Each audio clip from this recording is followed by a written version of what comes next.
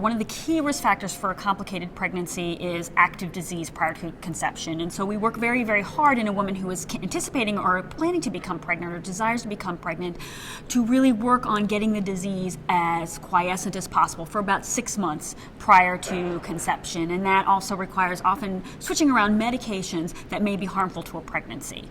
But making sure that we do use enough medication during pregnancy to ensure maximal disease control, because we've really found that active maternal disease is probably the biggest risk factor to a pregnancy complication rather than in particular medicines in a lot of cases. In the beginning or earlier on in my career, my training, women were recommended to stop medications in anticipation of a pregnancy, and particularly hydroxychloroquine. There was concern about eye toxicity and ear toxicity in offspring, and so they were told specifically to discontinue it if they were planning a pregnancy or if they had discovered a pregnancy. And now we are completely 180 degrees on that, and we are actually recommending that women continue their Plaquenil, and even women with lupus who are anticipating pregnancy, we recommend they start Plaquenil if they're not already on it, because there have been a myriad of studies now that have shown numerous benefits to pregnancy